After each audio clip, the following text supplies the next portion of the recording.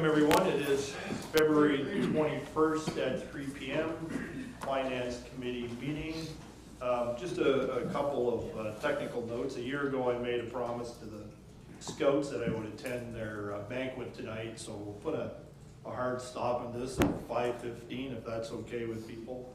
And at 4:45 we will go into closed session. So try to manage expectations and get a timeline on everything. Roll call, Councillor Canis continues to be away. I believe Councillor Brennan, you have his proxy, and Councillor Hippel is absent too.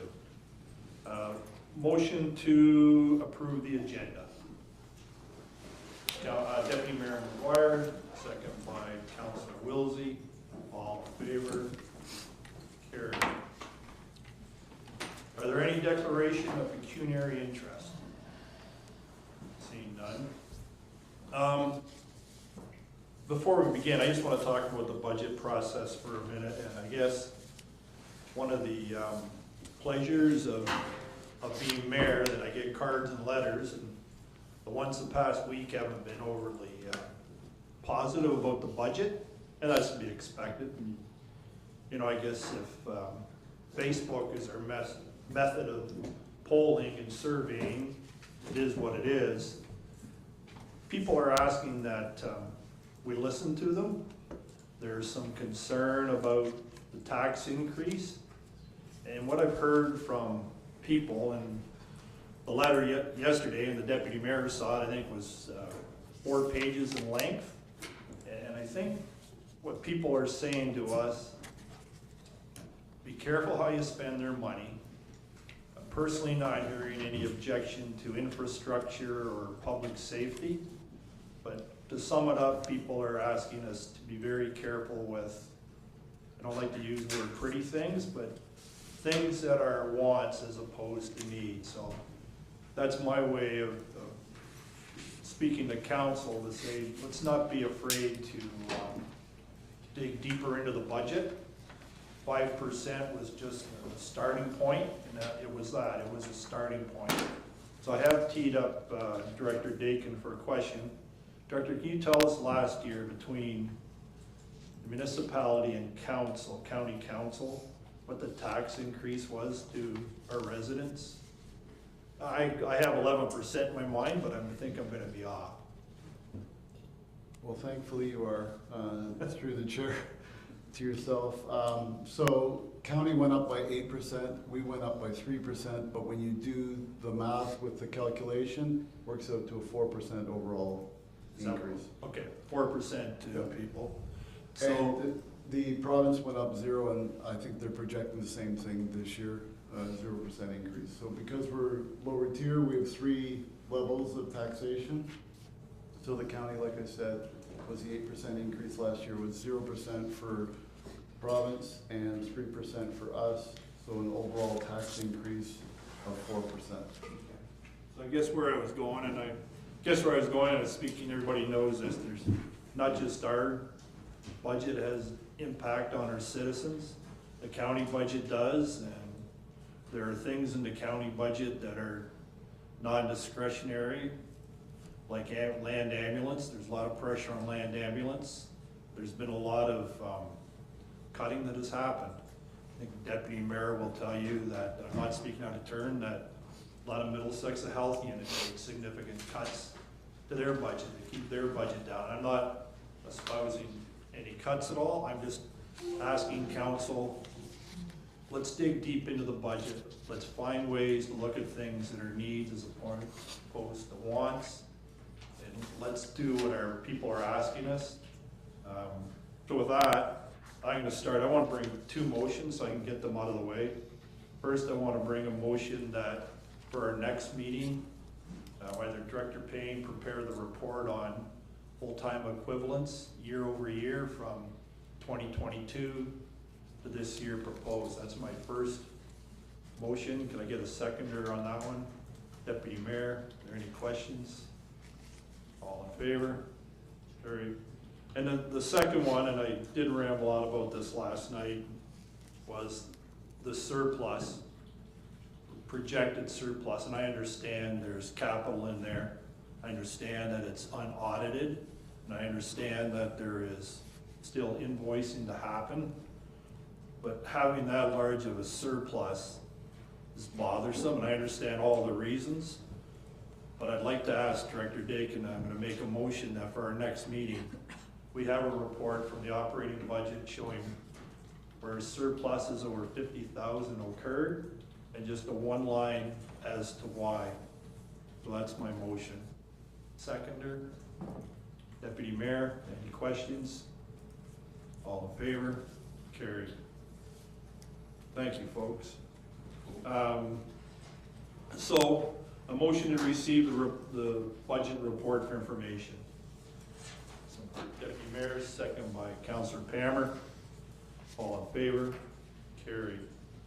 So using Councillor Brennan's word, the workforce planning report, and I did have to write that down, Councillor. I believe last night we asked for a more fulsome report on the part-time FPO position, I believe CAO? Yep. Through the chair, yes, there was a request for the breakdown of the, the position, excuse me, the wages for that position, and I believe Director Dakin has that information available. Floor is yours, Director. Thank you. So we did break down the wages for that position. So the wages are $44,480 for the year. And then there's what's called MERCs, which is mandatory employment related costs. So that would be CPP, EI, EHT, OMERS, WSIB. That accumulates to $10,152.30. So for a total compensation for that position of $54,633.10. Sorry, go ahead, Director. Sorry, if I may indulge you just for a moment, just on that last motion about the 50,000 surplus, I just want clarification because I want to make sure the report you get is right. Do you want that based on department? So any department that's a $50,000 surplus, or do you want it by line within the departments? By line if we can, please. Okay. Thank you. No, that's fine. Any questions of either the director or anyone regarding the FPO position? Councillor Derbyshire. Thank you. Through you, I guess, to just council and probably the CAO in general. I don't want to sound like a broken record. I just feel that I would like to know what we're paying or what we're allowed from the county for this inspector position. Like, if we're already paying a levy on this, what does that entitle us to with them?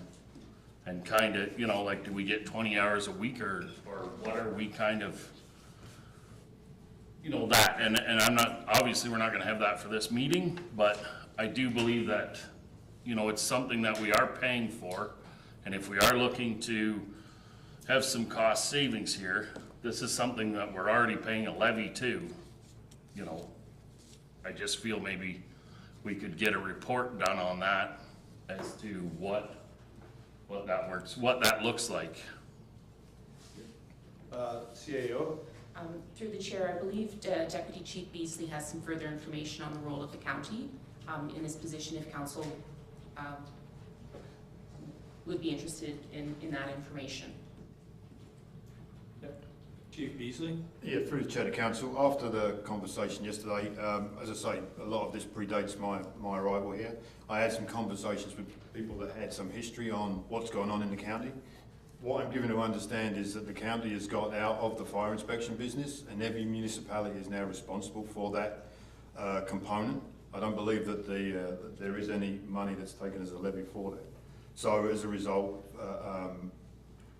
we run our own program, Middlesex Centre runs their own program, and other centres contract. I believe Middlesex Centre does some contract work for other municipalities. We would have been in the situation where we would have potentially been doing contract work for Southwest Middlesex, but unfortunately we don't have that full-time position right now, and so they're sticking with their one-day-a-week contract fire prevention officers that they have. So as far as I'm aware, there is no service from the county for fire inspections. Any other questions? Councillor Wilsey. Are we not getting a report on what services are coming from the county soon? I thought that was requested somewhere. In our closed session. It's coming to- So can we, I'm just wondering if, we heard that he doesn't Yeah. believe that there's something, but it's not definitive because it doesn't sound like he spoke to anyone at the county. It sounds like he spoke to other fire officers. Do we actually know if we get county services? Yeah, I just want to put that, there's no report coming as of yet as to when the county services are provided. We're going to have a discussion about moving forward with that report, but as of today, there isn't a report coming. Okay, so now we're deciding on this position without definitive evidence if we do already pay for this position or not. It's just what I just want to be clear on. He doesn't believe we do, but he hasn't spoken to the county. So we don't know if we actually get services or not. Deputy Chief. Through the chair to Councillor Wiltshire, I know for a fact that the county used to had two fire prevention inspectors that work for the county. I know they don't work for the county anymore, and I know they've not been replaced. So any work that they were doing is not being done because they're not there. So I can only assume from that service is no longer provided. Again, you're right, I haven't spoken to anybody from the council, but I've tried to speak to people throughout the county within the fire service industry, and that's the information I got back. Any other comments, questions? Councillor Derbyshire. I guess my comment then would be, I realize that our part-time guy is a great asset, but maybe we should be then looking at the full-time person being either more qualified so that we can begin to either contract them out or possibly look at hiring or joining up with whoever Southwest Middlesex getting and just using their contract worker. Any other comments, questions? Councillor Brennan. Thank you. I think what's being presented, I said this at the other meeting, is essentially succession planning to retain institutional knowledge. We have a highly skilled person who has all kinds of experience and knowledge of our community, and that individual will be available 2 days a week to essentially train or pass on knowledge of our local conditions to an individual who will be coming out of a training facility, I don't know what college it is, and be, a bit of a newbie, not too much experience. And that individual will have the ability to gain knowledge that they would not be able to get by being trained in a college. They would only be able to get it by having job experience. And we've already heard that the market's really tight. It's hard to get people who have experience. So I see this as a credible alternative to retaining a lot of institutional knowledge, having some really great on-site training, trying to get a new person, brought under the wing of an experienced professional, and maybe for 2 years, a transitionary period, we're carrying a slightly higher cost. But maybe we could look at it as a long-term investment in the future where we're getting the highest quality training a person would ever be able to get on-site in town. And there'll be a lot of things that are passed on to this individual. And so for the money that we're spending and for the rate of growth we have and for the safety of the community, we'd be getting a really good training program for an individual who's going to be able to keep our buildings and our people safe. So I see this as a credible plan to try and get a good person in place for the long term and still retain a lot of really good knowledge that's not going to go out the door. So for the money that we're being suggested versus what the cost of other alternatives might be, the difference between the two figures I don't think is going to be that much. So I think we're probably getting really good value for money here and for public safety as well. So that'd be my comment. Any more? Councillor Pammer, then the Deputy Mayor. I understand what Councillor Brendan is saying. I would just maybe question whether it needs a 2-year transition time. That maybe that's too long, and perhaps we could look at an 8-month or something. I think would be an appropriate time to bring somebody on board and get them transitioned and pass along some of that institutional knowledge that Councillor Brendan was. I think that 2 years is probably too long for a transition in my mind. Go, Councilor Brennan back and then Deputy Mayor. Well, I'd be willing to make the motion with 1 year. And then at the end of 1 year, we could review. But I think that'd be maybe a valuable way to do this, and we could review after 1 year. But if we did change the motion from 2 years to 1 year, and to be reviewed at the end of 1 year, I think that might be a credible way forward. So thank you for the suggestion. You seconder to your motion. Councilor Pammer, discuss the motion now. Deputy Mayor. So between last night and the discussion now, I've received some information that the Chief Chief Fire Prevention Officer, I'm going back to a few years. The Chief Fire Prevention Officer is a wage of $39,500, including benefits. And that collectively, when we look at our service, fire service, compared to 6 other comparators, so 7 in total, we have the lowest cost per capita at $79.25 for fire service. And that extends up to our closest comparator, which would be Amherstburg, at $107 cost per person. And I think the highest is, one moment,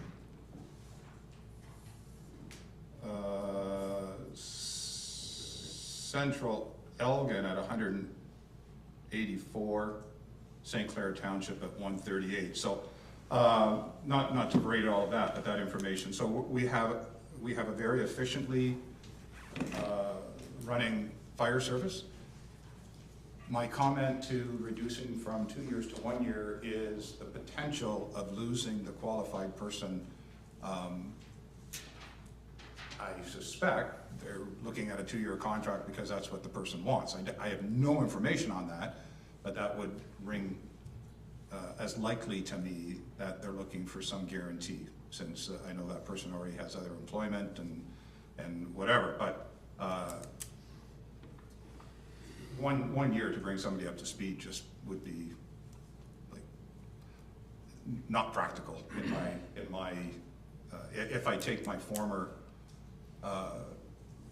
job and look at it from that to fire service, it's like 1 year, you've hardly scratched the surface. So, Any other? Did you still have something, Councilor? Oh, Councilor Wilsey, then Councilor Peltman.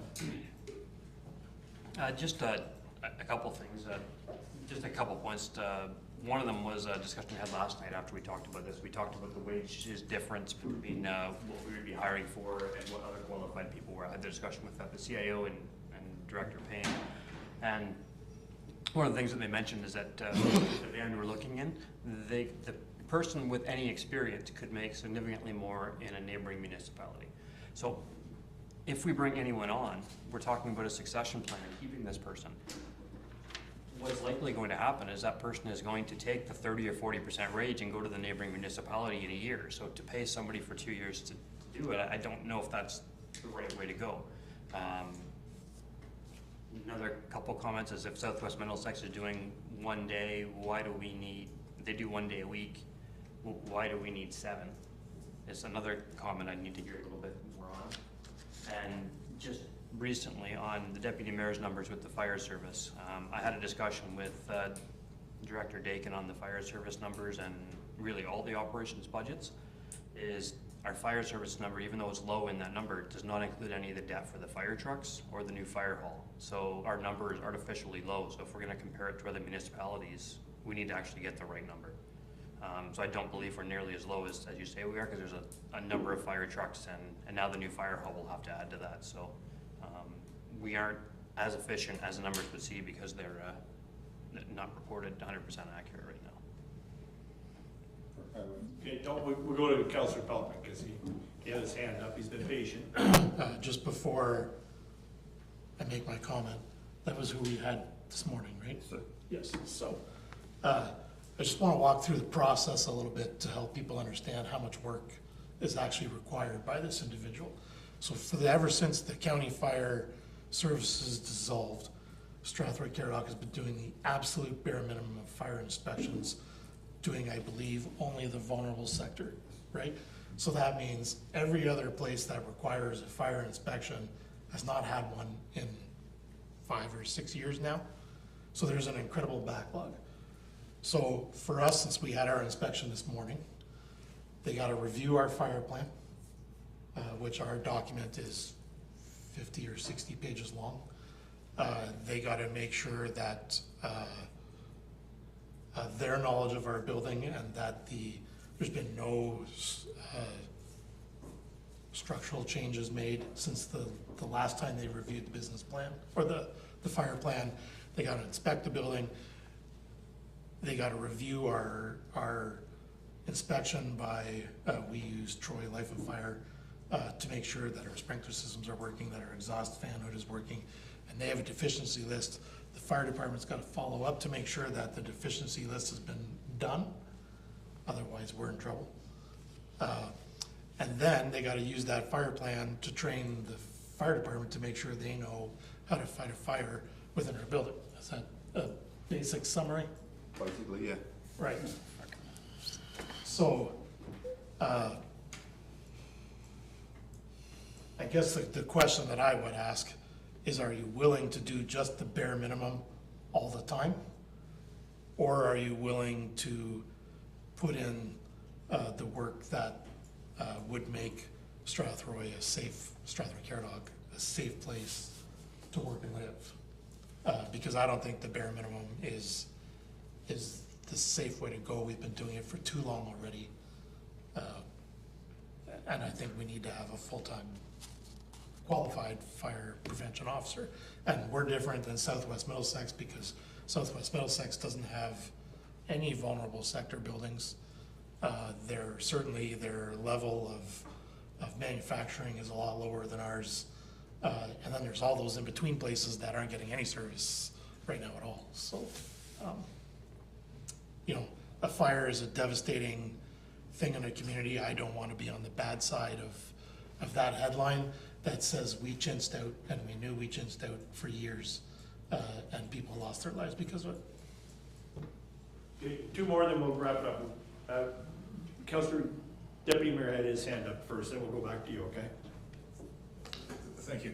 Early on, when we took our seats at this council, we were asked to a meeting because a number of farming individuals that were dealing with offshore labor were being faced with a whole bunch of potential changes because they had an inspection done for the first time in many years.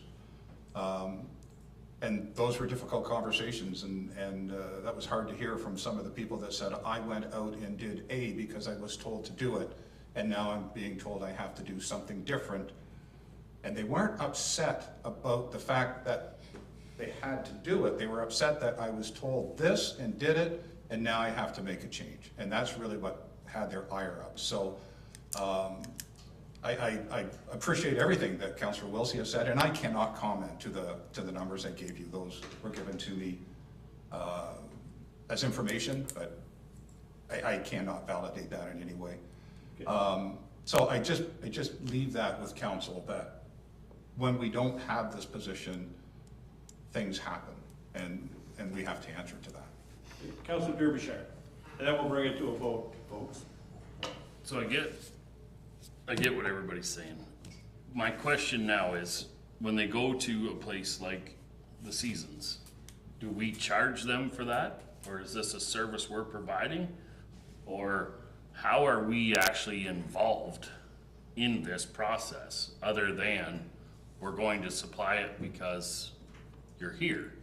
Like, I know with the bunkies, it's required by Farms Canada for them to get that. So is this a free service that we provide to the people? And if so, right? It's a pretty large expense for all taxpayers to take on, if only a few require this service. By Yep. the province legislated that you guys have that. Have to have an annual inspection. So I'm curious about the question too, so I'm gonna ask Deputy. So I believe it's, I'll, to the chair, through the chair, to the chair, I'll be honest with you, I don't know that the answer to that, but I believe that councillor. Yeah, no, I'm curious for that answer. it's legislated, we're required to have an annual inspection. Okay, thank you. I get it. I'm required to have an annual inspection on my transport trucks, right? I'm not asking the taxpayer to hire a shop so I can take my so that this guy can come out and approve my transport trucks. I have to go and pay $10,000 to $12,000 a year to have these things gone over and safetied. So my question, I'm never gonna bring it to a vote, because I think that's a valid question, Councillor, and we can talk about that one, not offline, but get the information, have come back with it, because it is an interesting question about recouping the cost, but I think we've gone around on this one, so there's a motion. I've got a question on the vote first, just for clarity. Okay, go ahead. Are we voting on the part-time position or the full-time position, or both? Because we've talked about both, and I don't know what we're voting on. We're voting on the part-time position. Will there be a second vote later on the? I need clarity, because I thought we. Because the report has this total salary for both positions, so that's why I'm confused.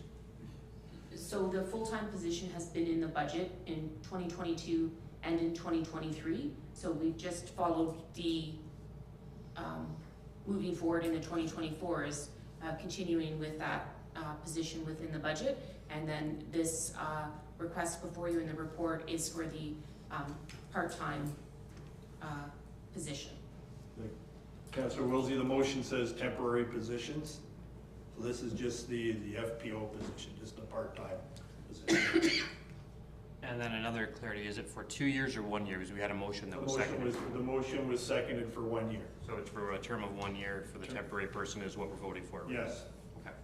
Okay, got the motions? Is it regarding the motion itself, or? It is Okay. a question to the motion, yes. Go ahead, go for it. So the motion was made for 1 year. Was that done through a friendly amendment, or is that the initial motion that I can ask a friendly amendment to? That is the initial one. We didn't have as of today, that's the initial motion. May I ask for a friendly amendment to 2 years? As Councillor Brennan, he made the motion. Well, I'd be agreeable to that. I don't know what the seconder is. Second, or agreeable to that? No, so the friendly amendment fails. All in favor of the motion in front of the floor, which is for a 1 year term of the temporary FPO, all in favor? Opposed, if any? Carried. Thanks, folks.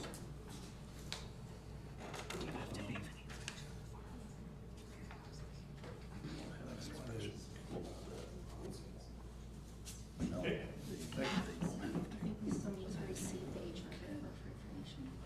Okay, sorry. Yeah, we did, we had a carried motion to receive it, so all in favor of receiving the report? No, no, sir. Yeah, we did that.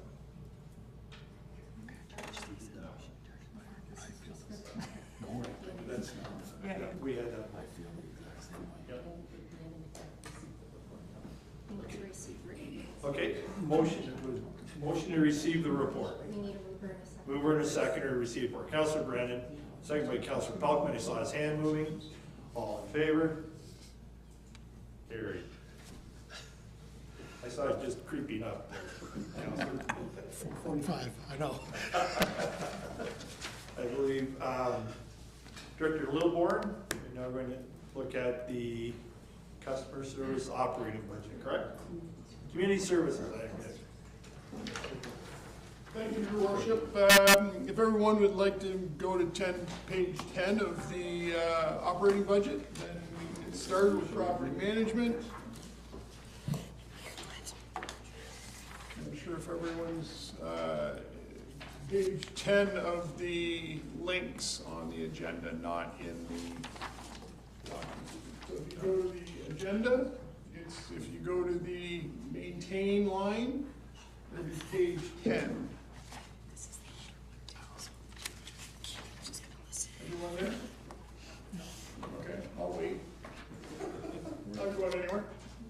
This is property management? This will be property management, yes.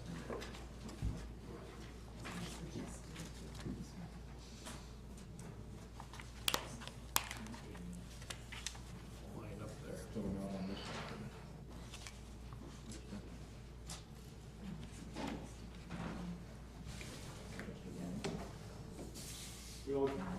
We all good? Are we all there? Excellent. Go ahead, Director. So the bulk of the overages within this department for 2023 relate to really two projects. One, we have an asbestos management program within this building because we do have asbestos in several areas of this office building. Primary concern is the plaster above the suspended ceilings.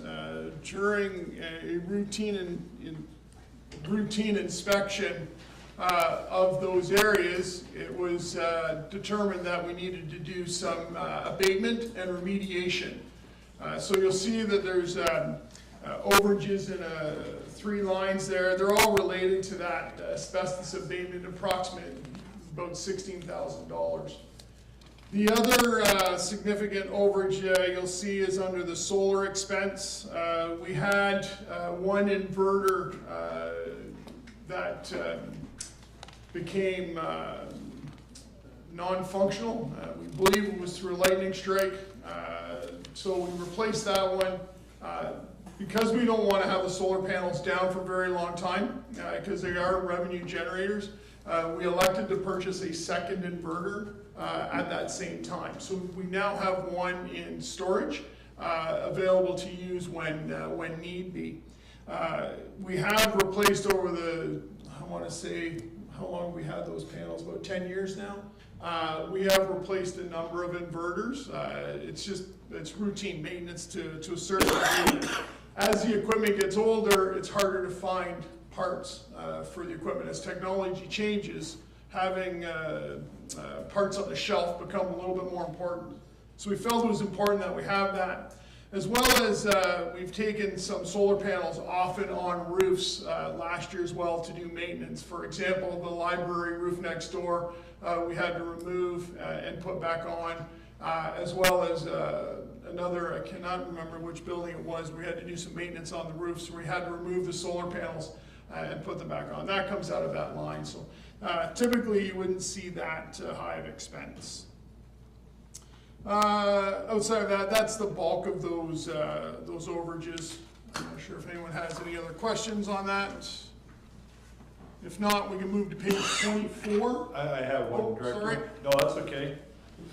Probably one I should know, but can you remind me what property management, what it entails and what do they specifically do?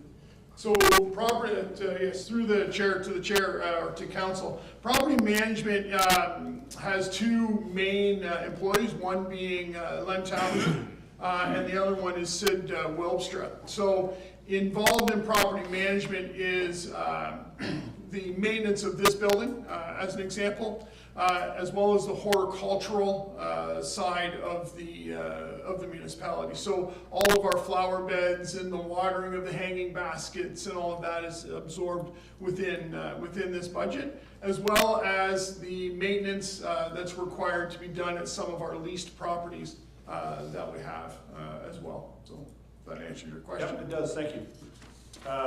Councillor Wilsey and Councillor Palmer. What is the, what are we doing at 351 Francis that took the budget from 8 to 18,000? Through the chair to Councillor Wilson, thank you. I should have mentioned that.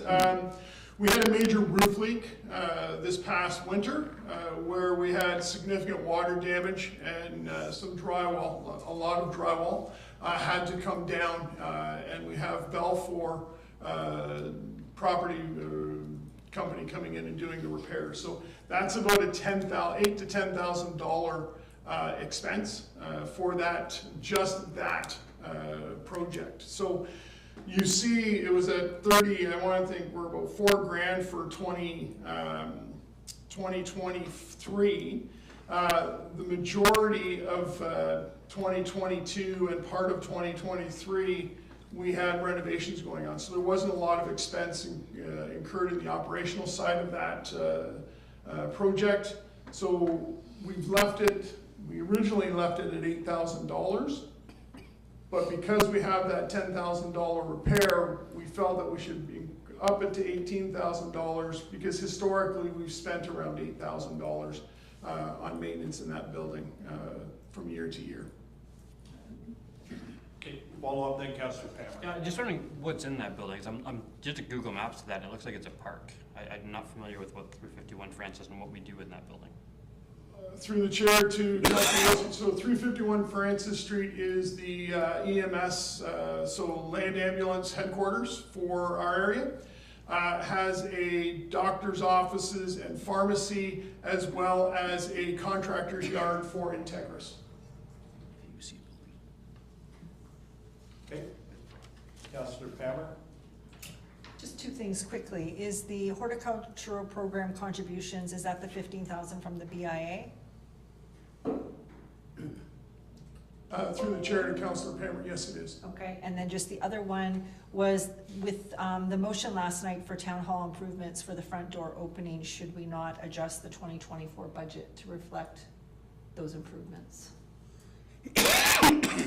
Through the chair to Councilor Pammer, due to the value of it, I would suggest that goes into the capital budget, not so much the operating. Just a note, I won't be offended if you just go directly to the councillor rather than going through me. So this is finance as opposed to council, so feel free to go right directly. Councillor Wilsey. I was reading in the capital report, so this might jump over a bit to that, about the planters we have downtown. It's on your report that you put that in your capital project, we have the budget line item to remove the soil and replace it. But in the description of that, you had said that there's a significant amount of effort and employee time put into those planters to keep them looking nice. Is that anywhere on this budget? I don't know how much time is, I don't know what dollar amount, a significant amount of time is to maintain those planters. So where that is. So through the chair to Councilor Wilson, it's just formality. I apologize. So if you look at the horticultural line, we have $16,500 budgeted for 2024. That is plant material. That's different materials if we're adding plants or adding soils or bark or whatever it could be. It's labor that's intensive. So Sid Wilch is a full-time horticulturalist, and then we hire 3 summer students to maintain all of the gardens we have in the downtown. Now, that capital project sheet where you see there's a $50,000 request, some of that money will be used to remove plants that have overgrown the planters and have created some safety concerns for residents entering and exiting out onto Caradoc Street. The remainder of it, where it's labor intensive, is going around and removing the weeds out of the hardscaped garden. So if you, what I mean by hardscaped garden, if you go down to the corner by the old Toyota building, by the train station, the old mill, there's a hardscaped garden that has a lot of rocks in it.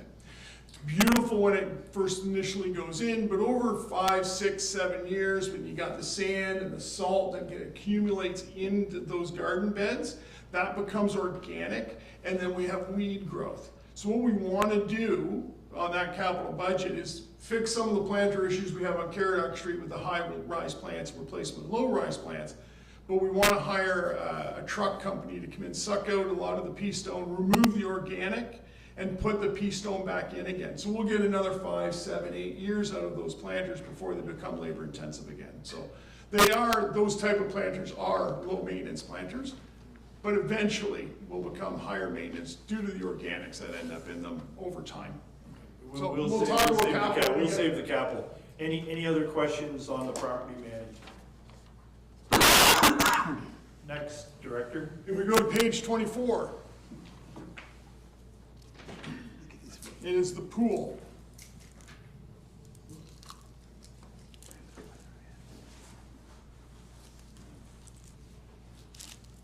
So page 24, again, a lot of the,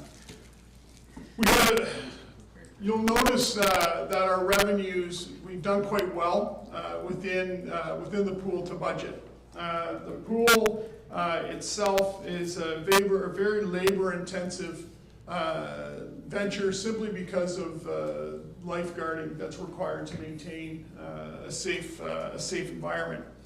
But you'll notice that we exceeded our budget on admissions as well as swimming lessons and the aquatic club. So that tells us we now have had an increase in users. So with an increase in users, so all of our water consumption, chemical consumption, natural gas consumption, hydro consumption can all be correlated back to bather load and weather conditions. So that's why you'll see the overages in relation to some of the utilities as well as chemicals. If you noticed in 2022, we had, if I go to water, 2022, we had $26,000 in water. Well, we had an issue with a leak there. That leak has been resolved, but we still spent $18,000 in water. And that has a direct correlation to the number of people that go through the pool. The more water, the more chemical. The more water, the more gas.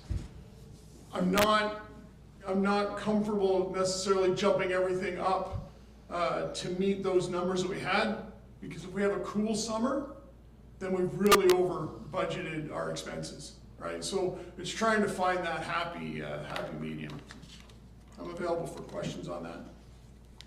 I just have one then, because arenas and pools, I know we subsidize arenas, and I'm gonna use the wrong word, but do we subsidize pools to the same extent? Like, is there the same ratio the municipality subsidizes pools versus arenas? Pools are a subsidized product. So if you take a look at the taxation for the for the outdoor pool, which is $252,765, that's for about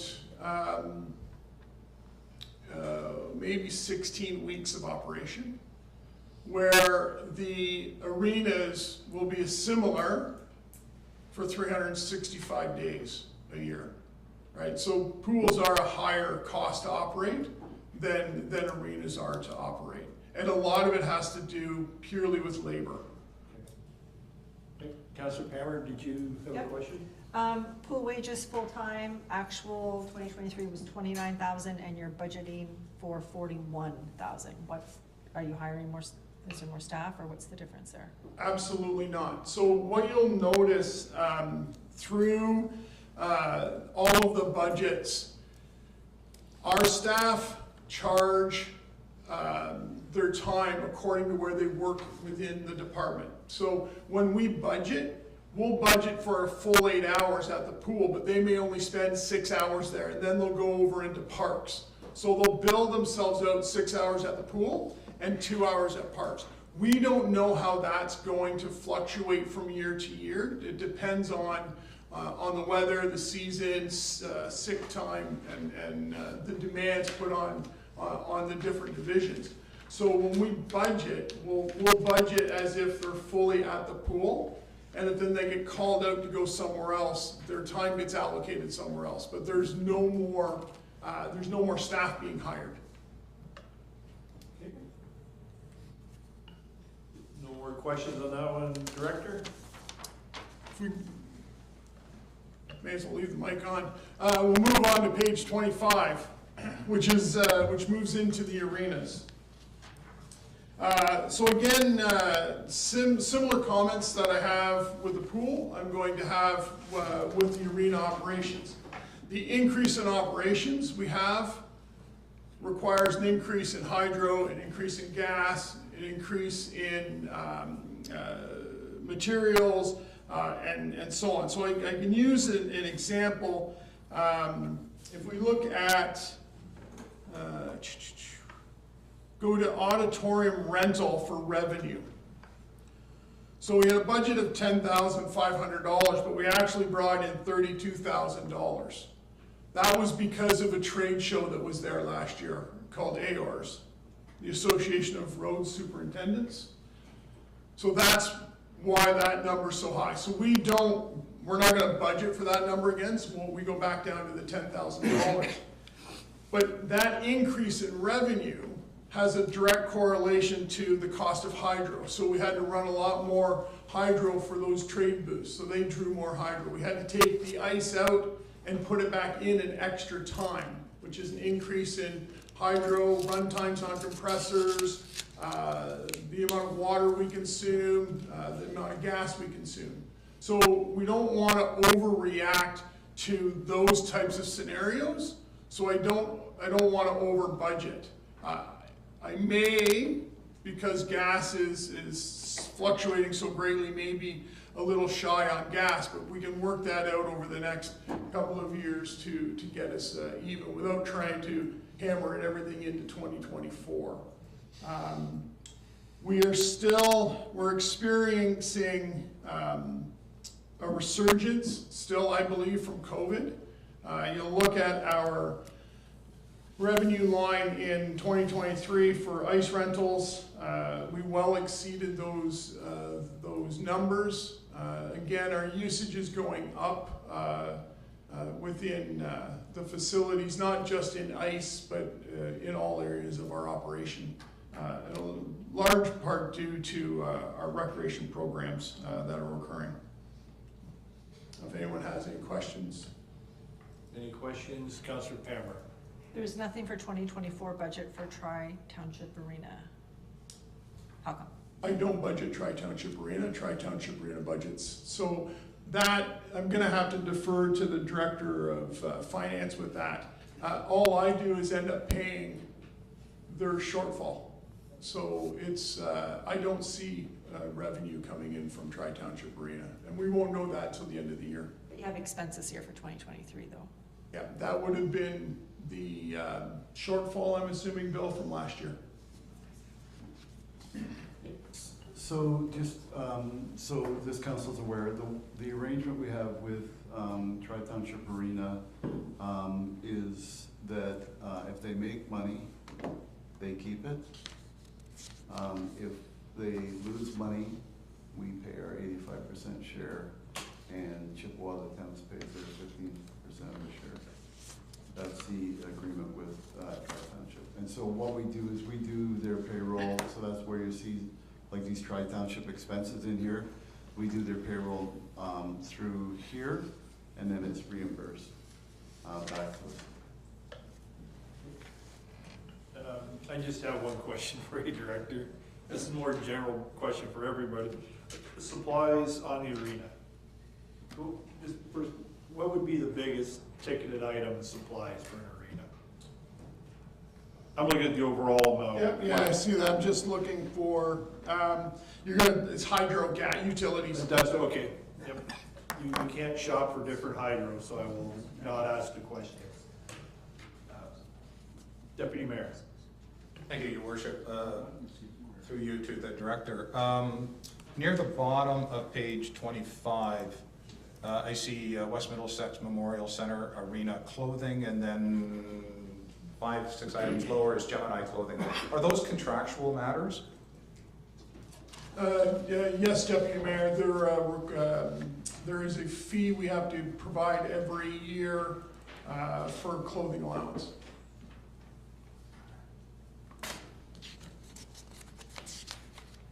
You're up again, Director. Excellent. So if we move to page 27. This is Caradoc Community Center. Caradoc Community Center, we're struggling with creating a budget for the Caradoc Community Center because it hadn't been used for 3 years. So when we finally took over operation of the community center back from the Middlesex London Health Unit, they gave us notice, I want to say it was the beginning of December, we took it back over in January. So a lot of the regular users of the community center came back, like the Scouts and the Lions clubs and that. But special events didn't come back because they needed a year to plan. So when we did our cleaning contract, it was based off of what we did in 2019. So that's why it came back at the value it did. So you'll notice that we've gone from 50,000 down to 32,000. We're basing that on the expected programming that's going to be coming in over the next 12 months. That's one of the reasons why we didn't meet our revenues. We were hopeful that we would see more activity. The good thing I can say about the Caradoc Community Center is we have been tracking the usage in the community center, and it is much higher than it was previously, but that's because we now are running programs in that facility. And we don't make an hourly rate off that, we make a registration off of programming. So you'll see that revenue somewhere else.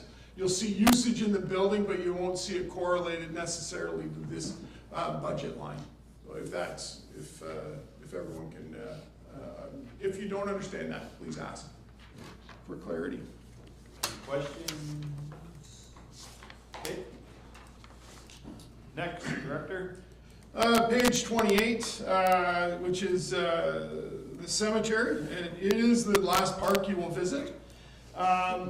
Did I get smiles? Okay, good. All right, I'm trying to pick up where Bill left off.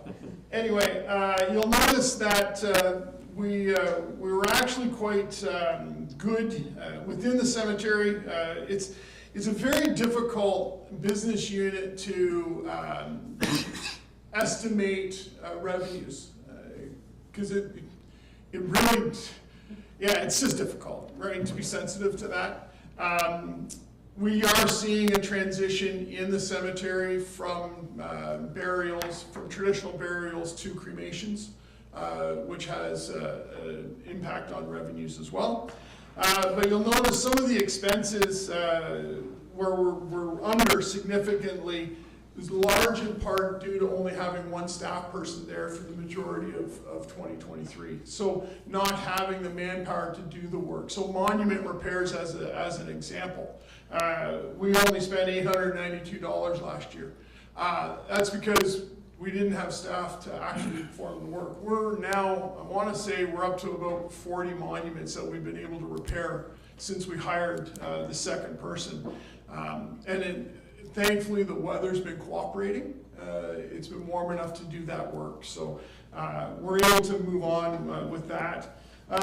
As well as you'll notice there is a couple other budget lines that are quite low. A lot of it just relates back to staffing and not hiring those people, those positions. So the part-time position and so on. We had a leak in 2022, and we spent about $14,000 in water. This past year, we've spent $5,400. So we suspect we may have another leak. We just don't know where it is yet. So, because the water comes from the road, and it's very hard to find that until the undermining occurs or something like that happens. It's difficult to find.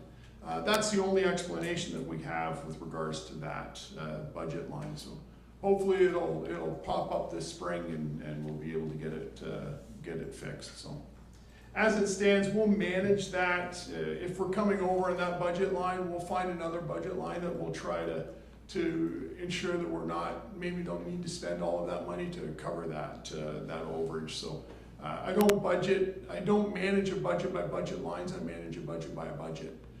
So if I know I'm coming over in an area, I'll try to find an area that I can come in under somewhere else without affecting the operation too negatively. And if that's not possible, I'd be coming back to this table, letting you folks know. Any questions? Councillor Pammer. Transfer to trusts, we had $11,755 last year, and then doesn't look like that's budgeted for or it happened previously. Could you explain what that is? The transfer to trust, it's not completed yet, so that's why you don't see it there. But that is the care and maintenance fund that everyone pays when they purchase a plot. Councilor Wilsey. Is there any allowance out of the operations or the income to go towards the new, I'm not good at saying this word, the columbarium or the pathways and that we were talking about earlier this year? There were some expenses on capital. But is there anything in this budget that reimburses the capital back, or that just comes out of tax? Depending on, and actually, I believe the pathways are funded through the care and maintenance fund. If we look at the capital budget sheet, I believe we identified as care and maintenance fund of $20,000 for that. So there is no taxation for those pathways.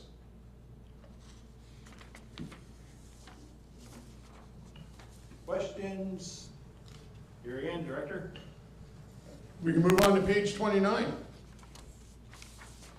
So this largely in part, this budget line is, has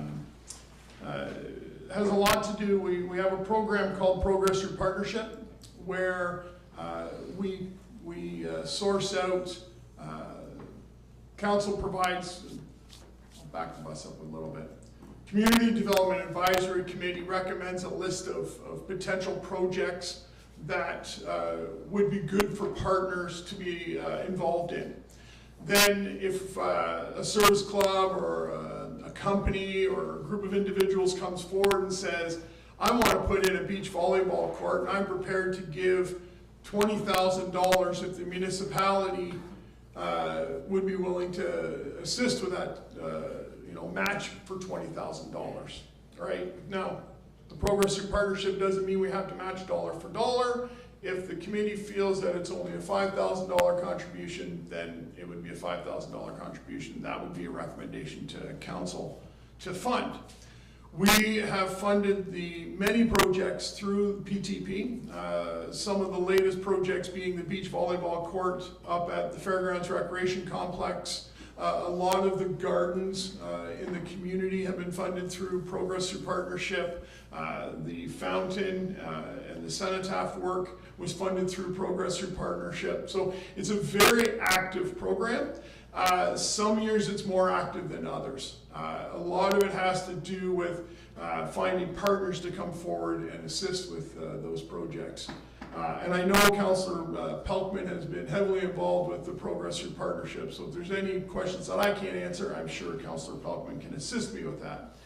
The other portion of this budget is around special events, community engagement, and some miscellaneous project work. So you'll see that special events, we budgeted $27,500 in 2023, and we spent almost $31,000. And then we've requested to go up to $37,500 for special events. The number of people and the residents that come and attend these festivals and events that we put on, we just did one on Family Day on Saturday and Sunday. All of those special events are funded through this program, through that budget. But it's not just that budget. Our staff would go actively out sourcing sponsorship for those projects or events as well. So you'll notice that this year, last year, we had event donations. We budgeted $20,000. We came in at $25,000.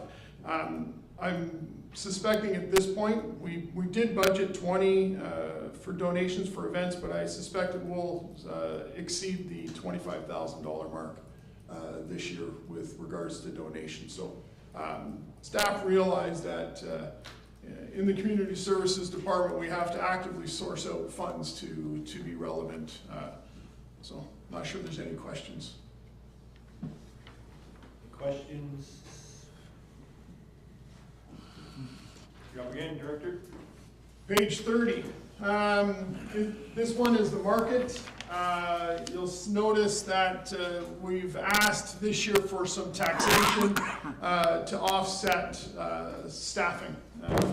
We have one person who runs our special events, and she spends an immense amount of time here on weekends, on statutory holidays, running events for the community. And we feel it's really important for a work-life balance that she be able to spend time at home on weekends with her family. So hiring a summer student to help accommodate the running of the market and some special events over the summer period is why you see some taxation with regards to this line this year. Not sure if there's any questions associated with the market or not. Questions? Keep rolling there, Rob. Sorry. Oh, sorry, sorry. No, that's okay. I guess we're running a $10,000 deficit on it right now. So that's surplus? That's surplus. Okay, but we want to add more to the budget just for another person? Well, we're adding, so if you look at part-time wages, Yep. we're adding $24,252 for the part-time position. That's going to be offset by taxation of $16,000 and increased revenue. So if we don't, and will obviously be council's decision. The market has tended to be a staple in this community for quite some time now. Well, probably what, 7, 8 years. We need the resources to execute the market, and without the resources, it'll have to go back to a volunteer-run market. The volunteers are harder to come by. And that's the reason why the municipality took the market over, was because the volunteers walked away.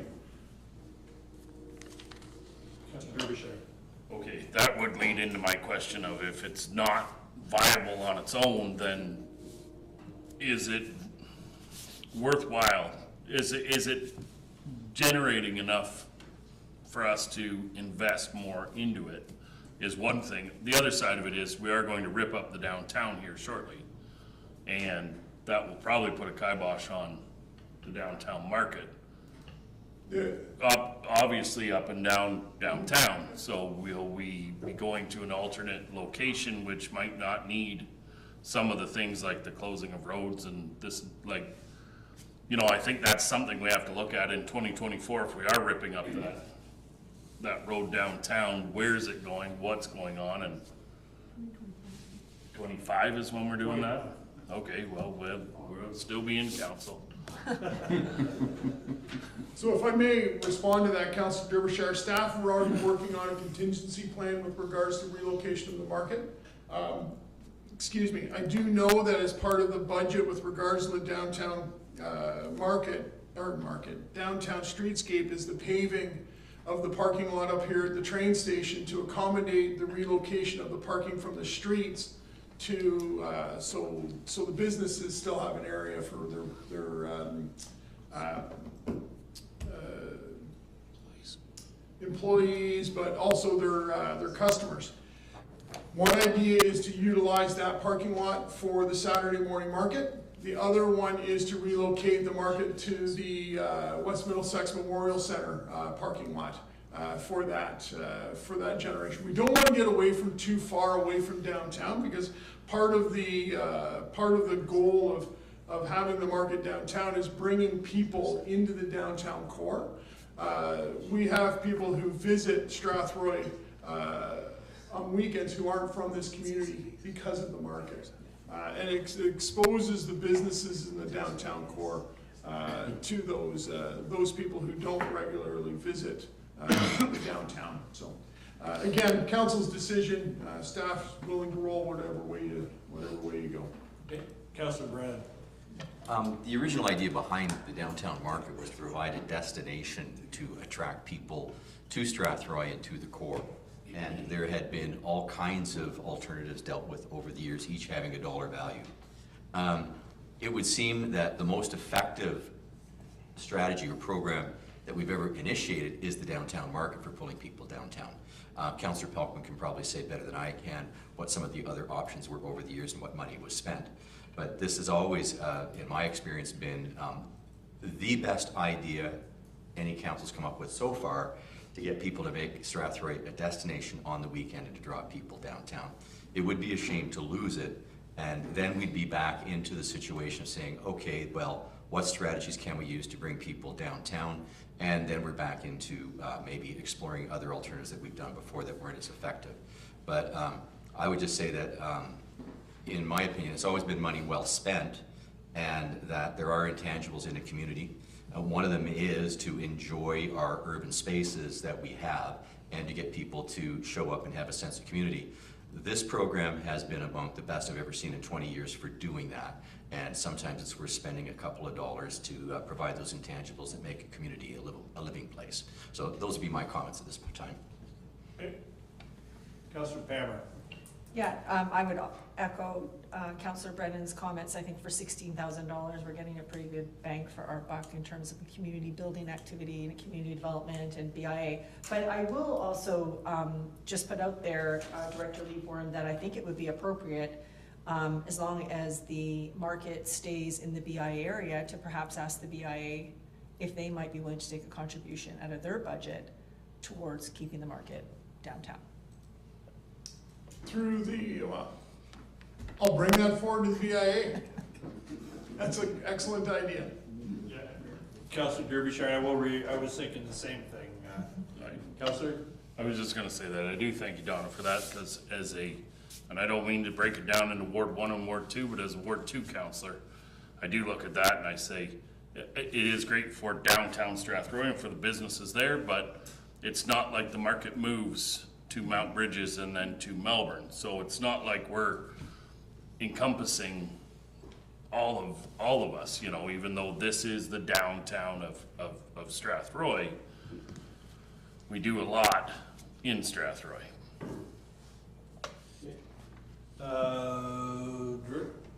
Deputy Mayor, almost missed you. Thank you. I just want to follow up on what Councillor Derbyshire said, sorry.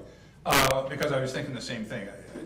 I've been down to the market in Strathroy, and we keep talking about in Strathroy, but in fact we're Strathroy-Caradoc. So we do have a second downtown area in Mount Bridges, which is in a bit of a hiccup, and maybe taking a bit of a misstep.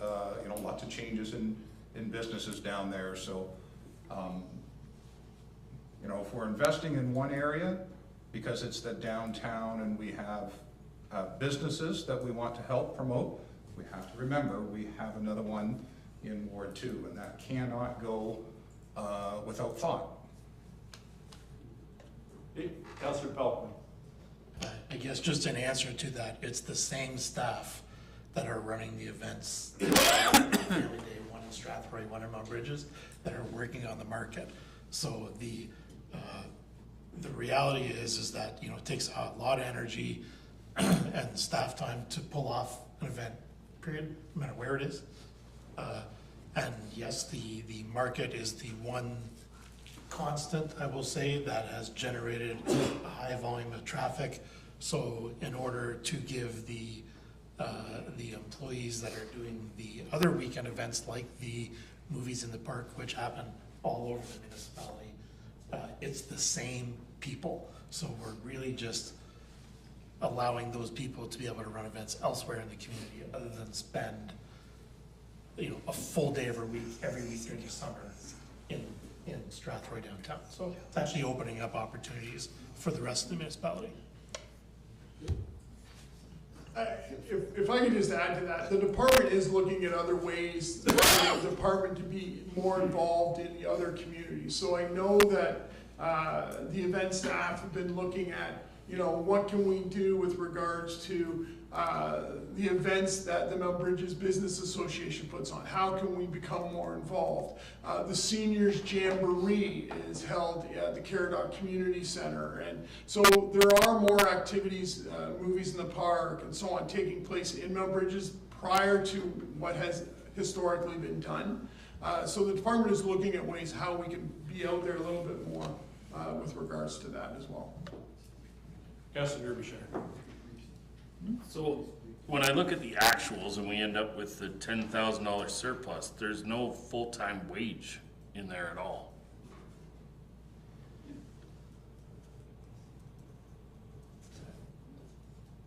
Which, if we put 23,000 in there, that actually is a deficit then of 13,000.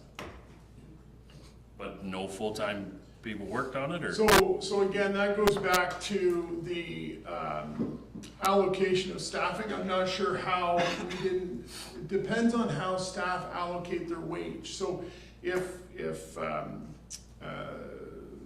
the special events and booking coordinator books only charges to one line, then her wage only goes to one line. It's no different than the arenas, right? So we have people who have a home facility, which is the Gemini, and they would bill all of their time to the Gemini. But when they go to work at West Middlesex, they book out at West Middlesex. So that may simply be a coding concern, but there's no more money being asked for with regards to wages. So if you add all of the wages up, it would equal that position.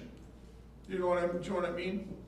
It's, I do get it, I just, when you look here, basically this place only spent $2,100 on people.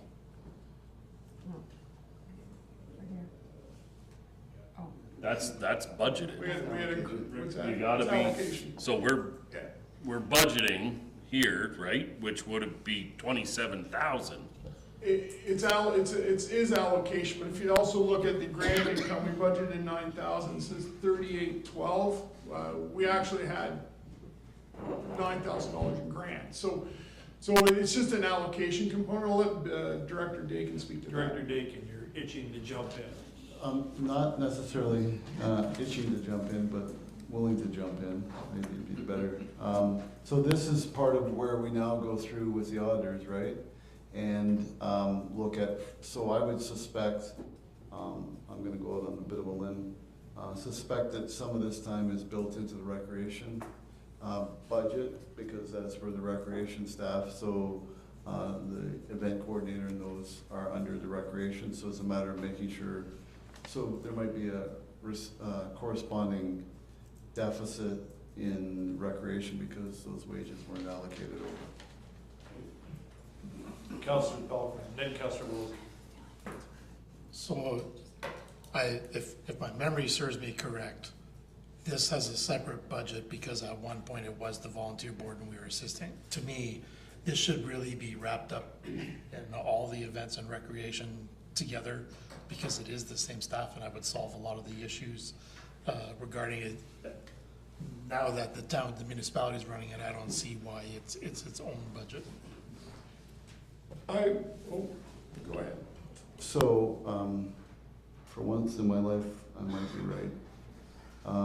So if we go to recreation, which is the next budget that the director is gonna cover, you'll see that we got full-time wages of $237,000, and we spent $303. So we're over budget. Just an allocation. So it's a matter of making sure that those allocations take place. Okay, Councillor Wilsey, did you want to jump in? You want to finish on this and I'll ask my question? Sure. I was just gonna mention to Councillor Pelkman, if council's wishes for us to collapse the market budget and incorporate it into recreation and special events, that's, I would suspect easily enough done, Director Dakin. Next year.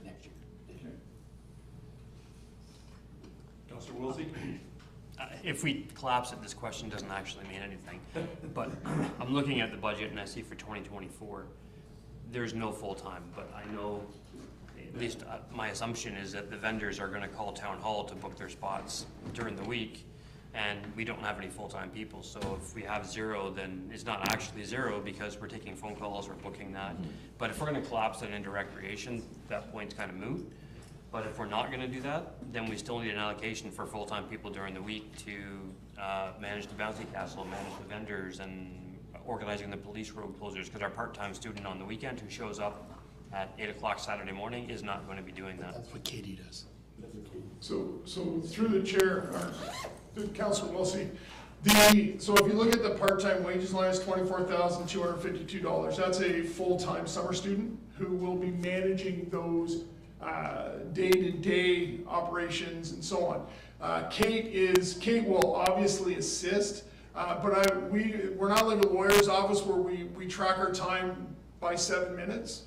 We manage ourselves, you know, 1 minute she may be doing booking ice or ball diamonds, the next minute she might be working with a service club trying to plan a square dancing event, right? So we don't separate our time out like that.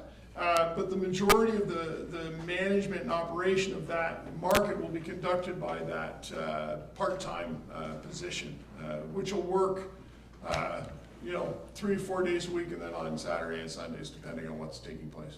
Okay, one more on this one, you know, Deputy Mayor. I'd motion that we collapse the market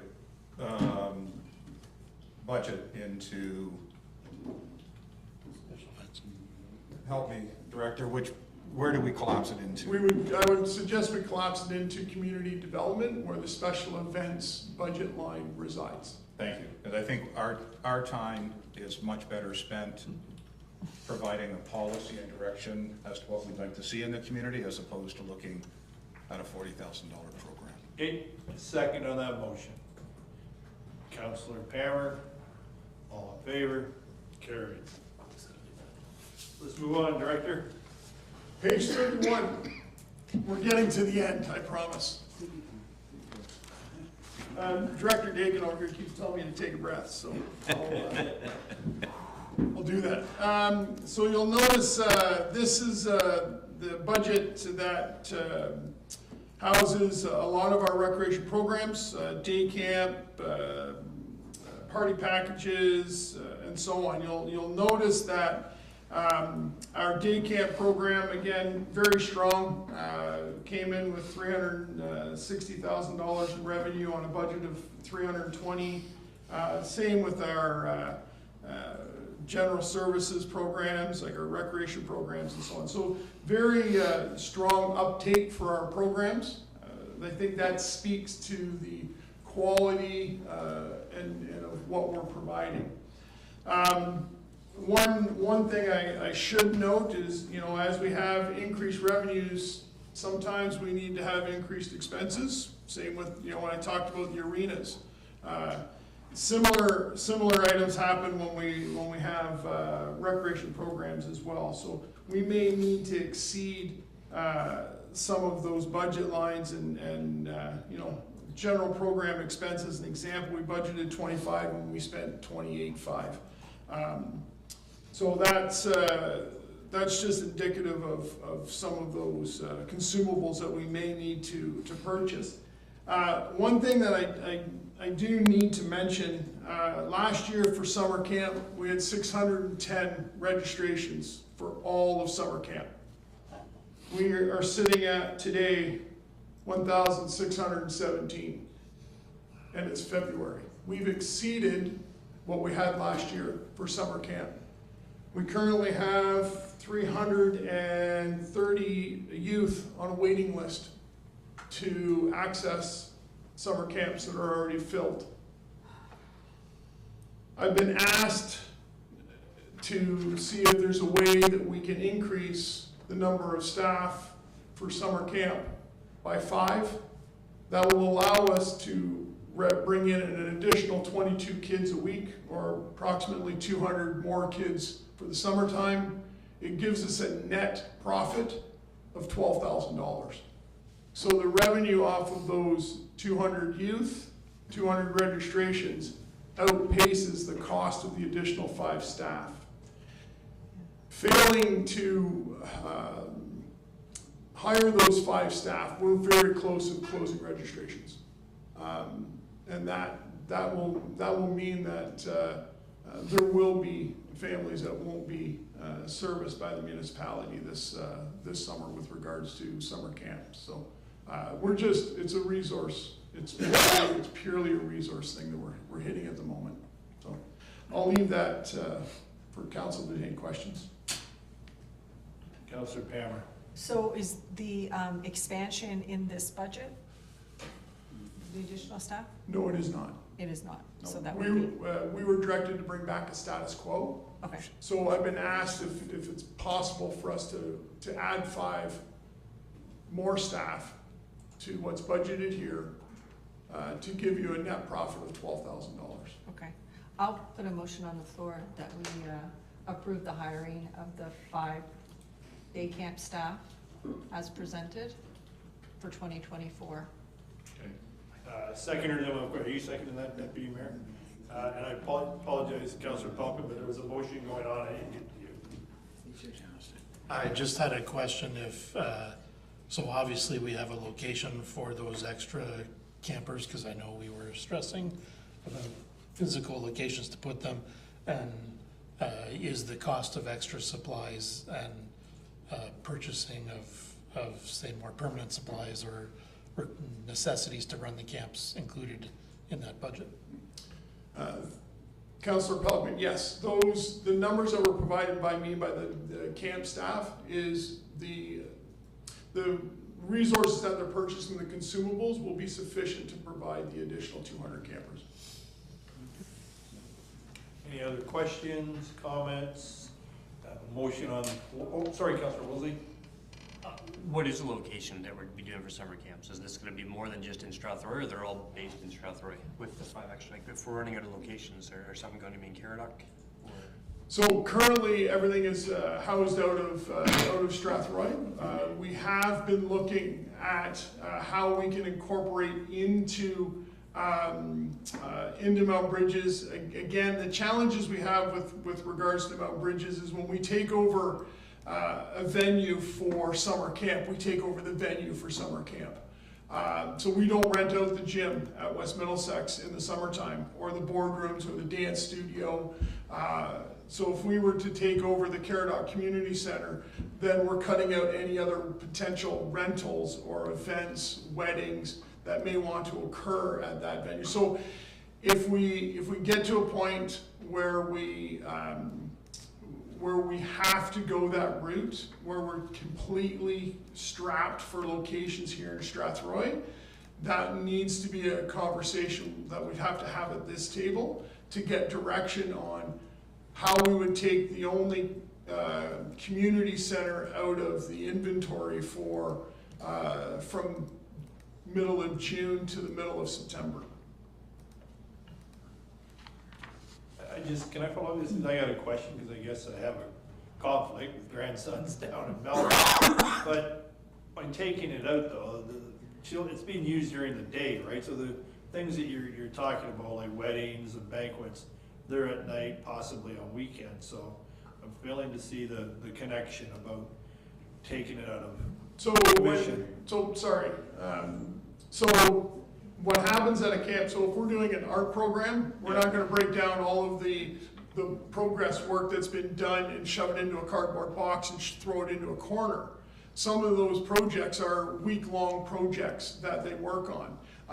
Well, if we have a sports camp, we'll have all of the sports equipment stored in the facility, typically set up. So we'll have gagaball pits, and we'll have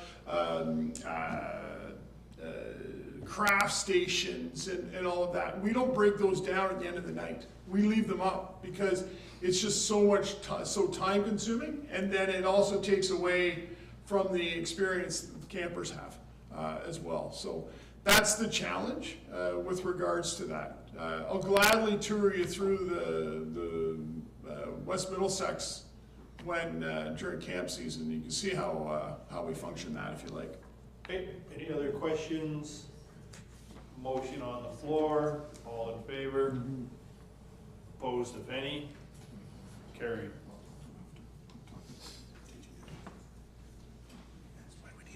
Page 32.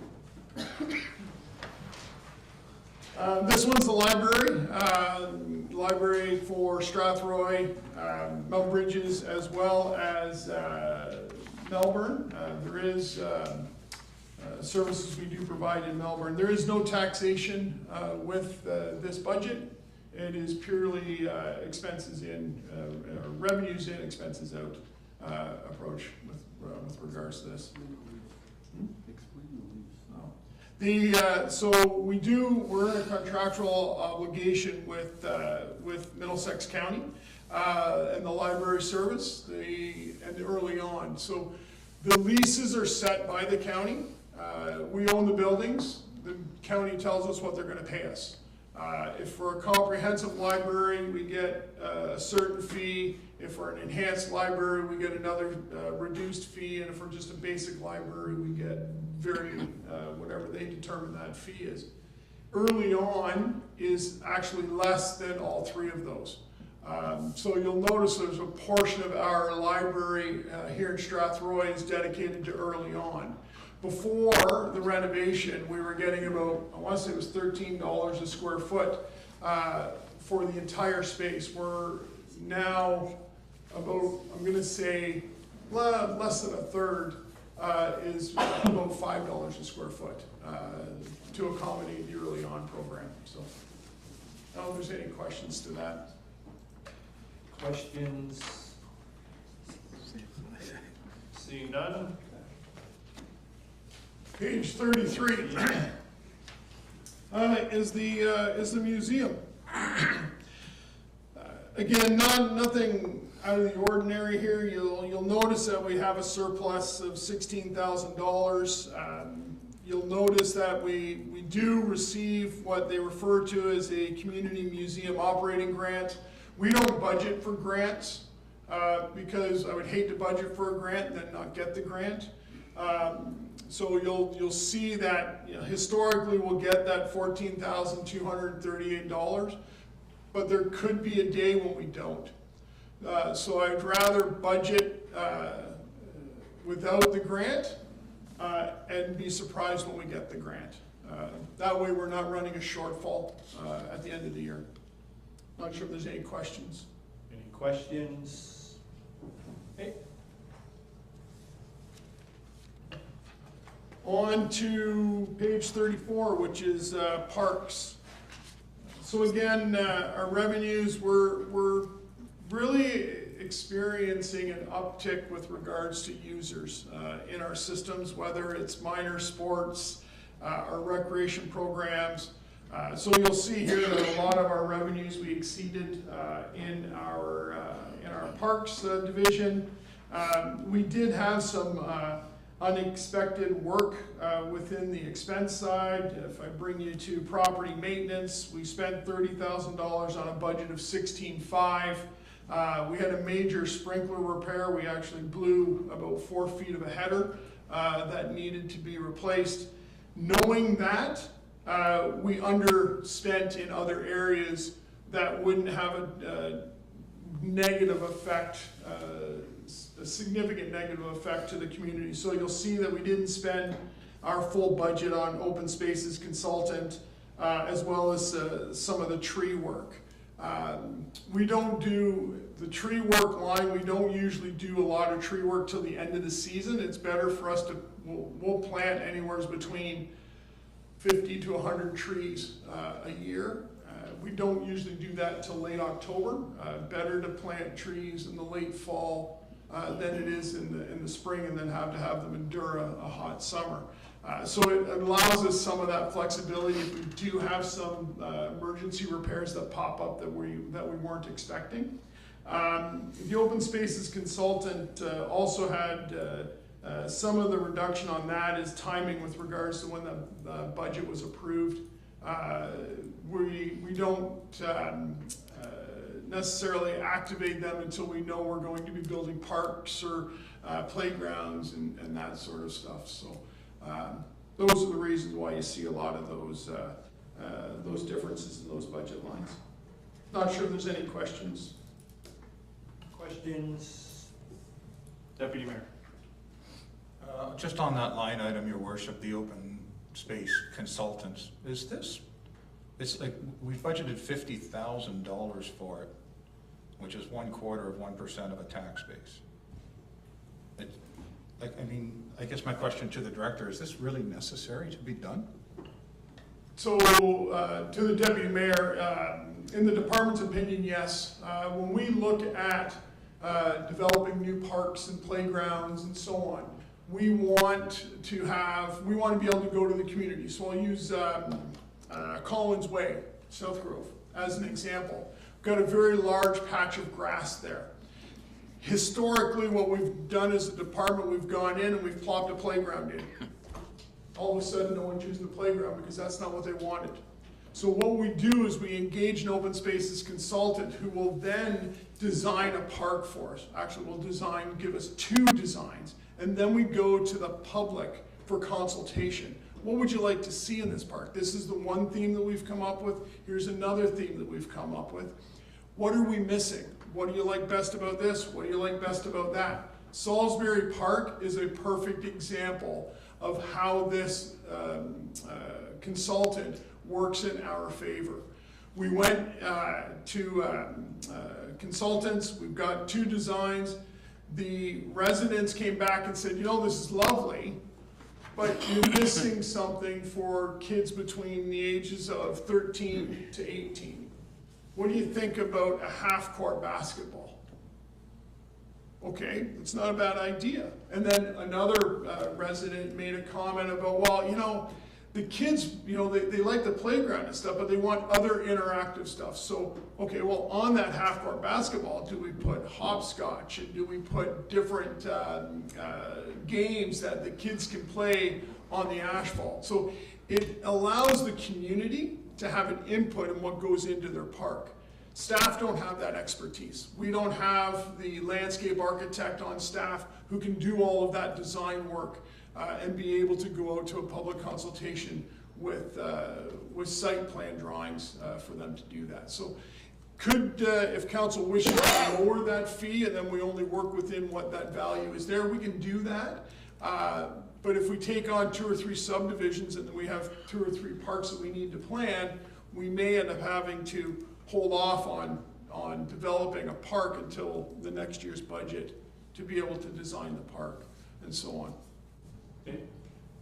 Oh, sorry, Councilor, then I'll chime in. You go ahead. Sure, sorry. Do you have an idea how many parks that were, you know, year by year, knowing full well that we've got, I mean, an example was Collins Way. So we're in the process of doing that right now, which I know because we've discussed that a few times.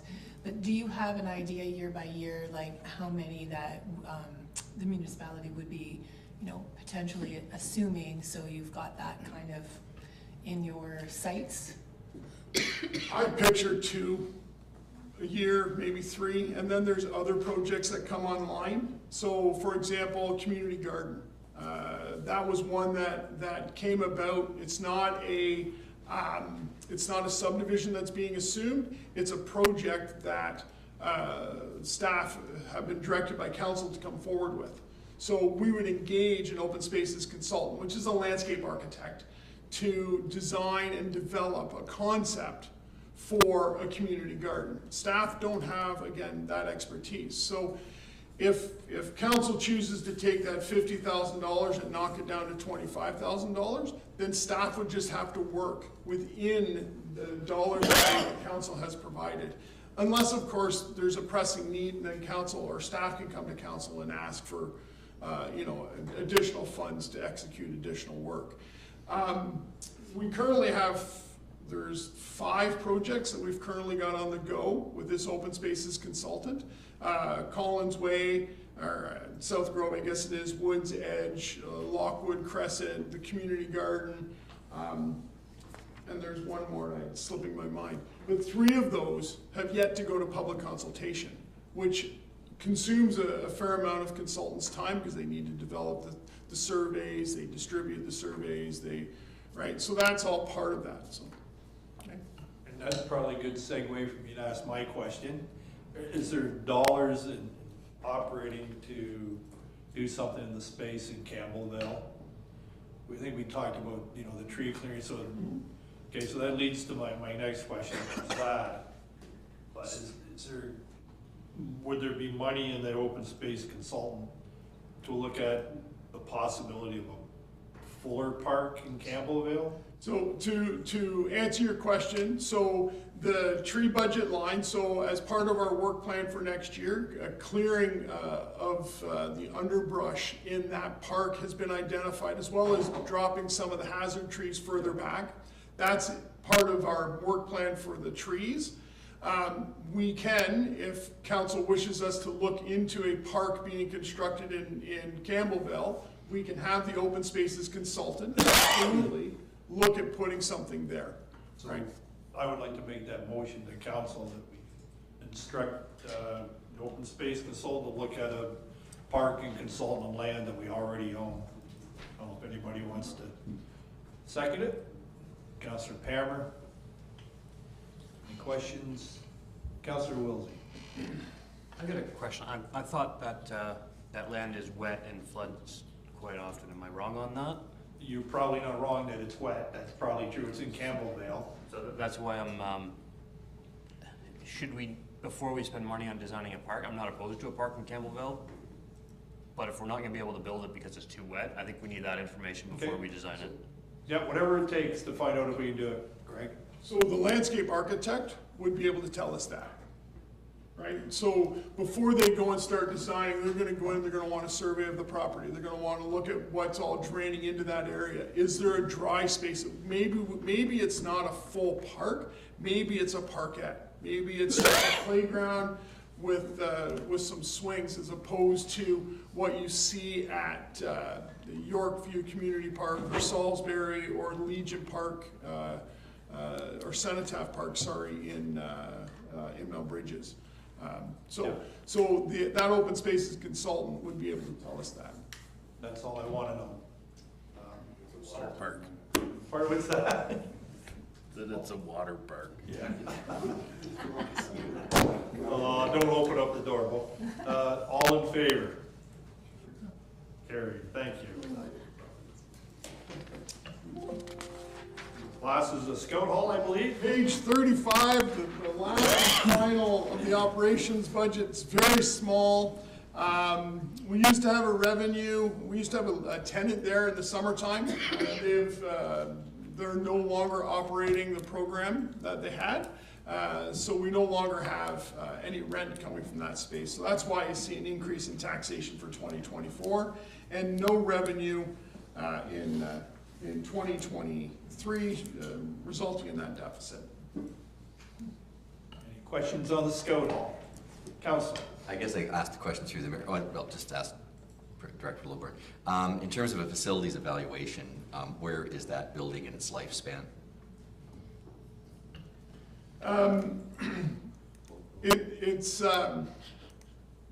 It's just recently had a new roof put on it.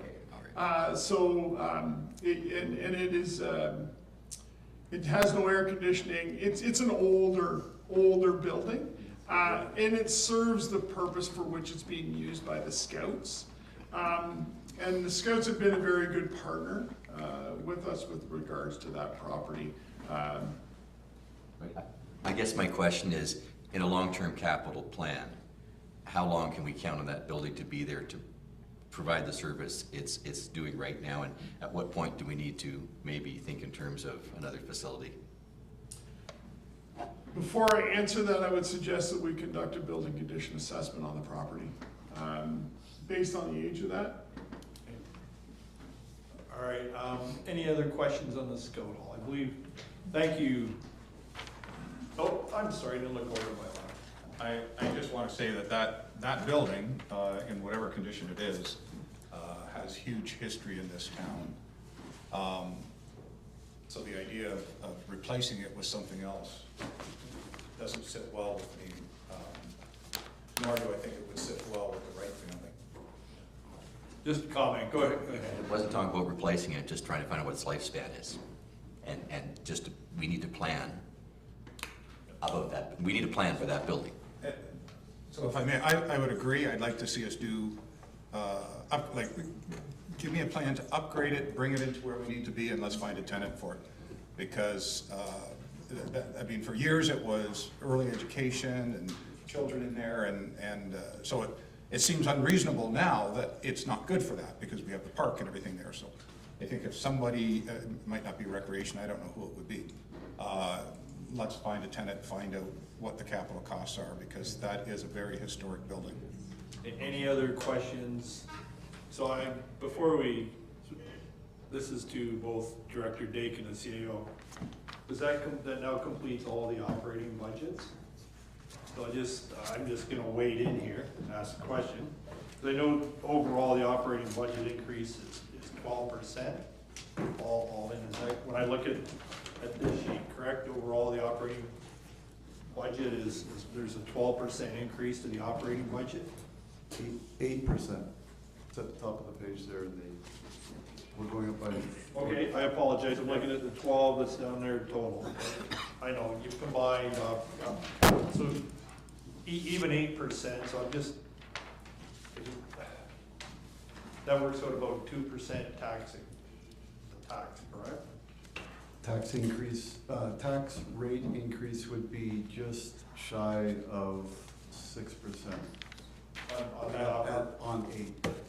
On the 8, and that's on the operating, correct? Yeah. Just on the operating? So, I personally, I would like to see us to find a way to decrease the operating budget. Let me just finish and then I'll go to you, okay, Counselor? I mean, we know that cost of living on wages is 3%. We know that inflation is sitting around 3.1 today. So when I look at the operating budget and I see that large of an increase, I just wonder, is it possible to send it back to all the staff to find a decrease? I don't know what that decrease is, CAO, but I mean, we could sit here as a council and go line by line and cut it through, but looking at some way to find a savings so that it's not computing with me overall when we put in wages or, cost of living, and knowing what inflation is, I would expect it to be lower, but I'll leave it up to council. I mean, that would be my wish. I go to Councillor Wilsey and then to Councillor Palmer. I just had, on that same vein, I was wondering when I could make this comment. I've been looking at a few different other municipalities going around, and when I look at the fire budget seems to be pretty in line with other municipalities that are our scale. They're all in around that same line, that same dollar value with the same percentage of tax. The one thing that seems outsized, and it's the biggest single item on ours, is actually the police budget. I don't know what we can do to reduce it. I know that's the police boards, but the one thing I wanted to point out is if we look at Middlesex Center, which is next door to us, they pay 10% of their budget. They have a $24 million tax budget. We have a $22 million budget. They pay 10% of their taxes towards police. They have the OPP. They don't have their own police service. You look at the London Police, they do have their own police service. Their budget, which is probably more comparable to what we should be looking at, it's only 18% of tax. When we look at ours, we are very close to 30% of our taxes going to our police service.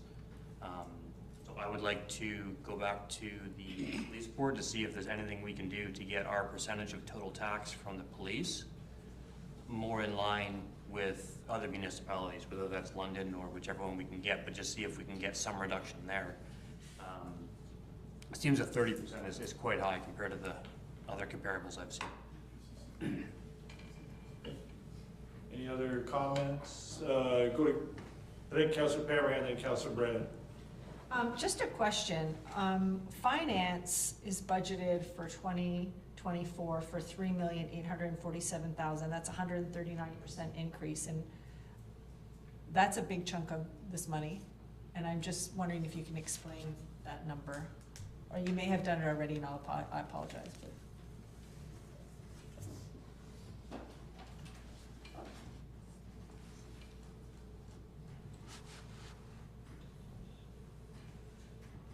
So, it's a finance budget you're looking at, sorry? I'm just looking on page 1, where Oh, everything's okay. summarized. Okay, yeah. And then we have finance, and you've got for 2024, proposed $3,847,000, 128, which is a 139% increase. Is that right? Am I reading that correct? Yep. Okay, So- but in 2023, we only had 1,608,000, so what was the difference? So let me go, so we go to the finance budget. Just looking at it. So part of that will be,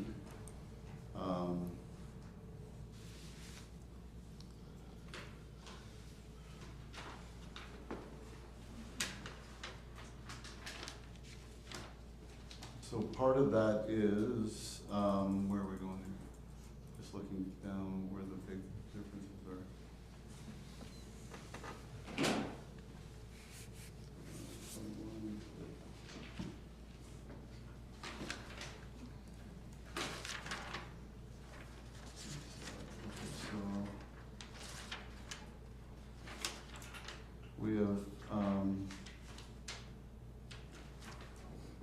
So 1.4 of that is the increase in taxation. Because that one houses our, all of the taxation transfers. So last year we had 19.8 million in taxation, and this year we have 21.3 million in taxation. Right now, we're holding the line on, so the budget that's in front of you shows a 0% increase in capital right now in that department. Future needs reserve has gone from 181,000 budgeted to 750, so it's that transfer to reserve. What page, Bill, are you looking at? Sorry, good question. What's 12?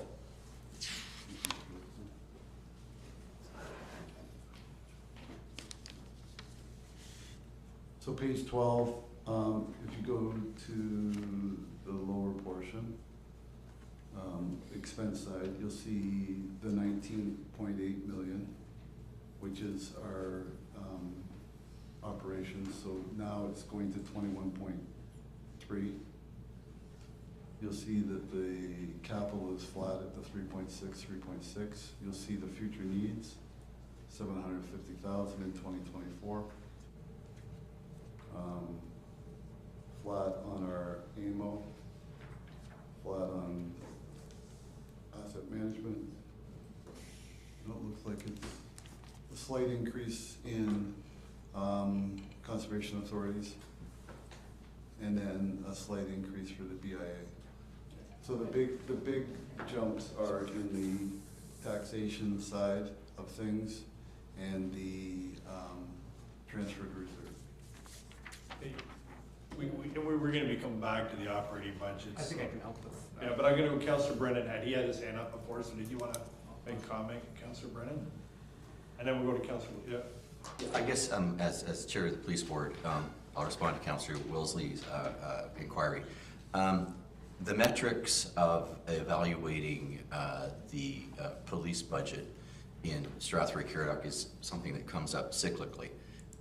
And generally it involves getting into the metrics of maybe the cost of policing per household. And I've seen this come up several times at council over the last 20 years or so.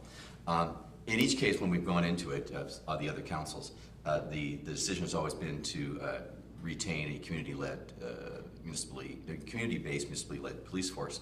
And the idea was that it usually comes down to, in dealing with the comparables, to the service levels provided, as to what happens in other communities who elect not to have their own community police forces versus those who go with, say, the OPP.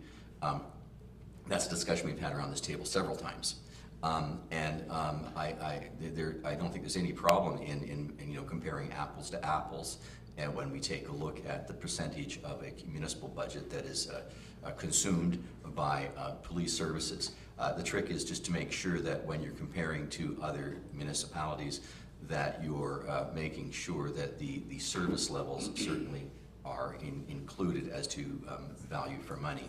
But I do know that today at our police board meeting, we did do a bit of a revision on our operating budget, and it was reduced, I don't know, about $80,000 or something like that on a 6.7. 118. Well, it was 118, but then I think 20 was thrown back into something else. The total was about 88 or something like that, but in that ballpark. Of course, we see very good management of the resources by our police administration in the community interest. And not to put the police chief on the spot, but he is here. I guess I would ask through the chair to the police chief, do we have information that we can provide council as to the comparables that we have in, say, Ontario, of the percentage of municipal operating budgets that are taken up by police services with the idea of maybe getting into cost per household and looking at level of service. So I'd go, just put that through the chair to the police chief, with my apologies for not really prepping him on this question. Thanks, Councillor Brennan, and to council. So I certainly have access to information that would be able to provide a cost comparative to other municipal services, either of similar size or of larger sizes, that may give a cop to pop sort of ratio, a cost per capita as far as compared to other communities, and the types of populations that they do serve. You know, certainly there are different components to the municipal level of servicing that we provide as a police service compared to my counterparts at various OBP detachments. I think it would be ill opposed to me to sort of provide you know, what we do versus what they do, because I'm not going to get into that sort of discussions. I'm certainly open to hearing, you know, where this council believes that there are savings to be had in the police operation budget. About 95% of the operating budget is salary benefit driven. When I look at the size of our organization, we are over 50 members. When I look at the total complement of staff in the municipality, I believe there are about 220, I believe, including full-time and part-time or seasonal staff. So we represent about 20 to 25% of the staffing complement in the community. But again, I'm certainly open to providing information through the board on what that cost to pop sort of looks like. I am interested to you know, perhaps have some further discussions with the councillor or anyone else. Certainly when you you know, want to sort of compare Middlesex Centre as an example, you know, they really sort of lack the same industrial. They certainly lack the downtown presence. You know, there are some services in regards to what I would call frontline services that are part of the package that we are providing, including communities, resource officers, media officers, traffic enforcement, that I'm not quite sure you'll find as part of the catchment of what a OPP type service in a municipality such as Middlesex Centre is getting, as far as the straight up comparison of again, the apples to apples comparison. So I'll maybe just leave it at that, and like I say, take some direction from the board. Yep. Any other questions, comments? Councillor Beltman. I guess I would remind council that legislatively, all we can do is direct them to the final number, not line by line. And as much as the chief is offering that, I would highly recommend that actually not happen, that division be maintained, that legislative division that's there from the province, and is there for a very good reason. So. Well, I'm going to just echo that, because if anybody reads Municipal World, the daily feed that you get, there's a story from Hamilton where it was trying to dictate line by line, but you're correct, Little I know. We can talk about a number, but you can't dictate line by line. Sorry, Councillor Brennan. Exactly, I echo that, and that's why I informed the development today where we had the drop in the operating budget for the police. However, if I won't make the motion because I'm chair of the police board, but if there were a motion to have a couple of page report that has the, you know, cop by pop and, you know, dollars per household and comparators or something like that, that could come back to council during our budget deliberations, I mean, that might be something that council might be might want to have done, and I think it respects the wall between the police service board and council in terms of the line by line. But I don't think there's any problem in asking for a report that helps council see where we stand in terms of our police budget as a percentage of our total municipal budget to comparable municipalities in Ontario. Yeah, Councilor Derbyshire. Thank you. I do appreciate all this. I'm just gonna speak again from Ward 2's kind of perspective. You know, when I sit here and I listen, you know, we have the downtown presence and the, you know, to deal with the downtown and the downtown and downtown. That's great. I don't live downtown. You know, I appreciate that some of my taxes go to help the downtown, but we also have Mount Ridges, which, you know, not that I want to build a substation, but I do feel like, you know, there's certain times where maybe they need a little more presence. You know, it's just figuring out, you know, and I realize that the tax breakdown is what it is.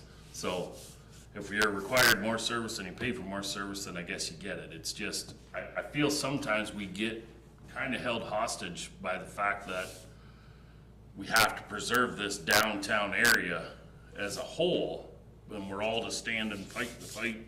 But, you know, a lot of times we get pretty beat up as Ward 2 councilors for what is going on here and how we're not fighting enough for what's going on in our area.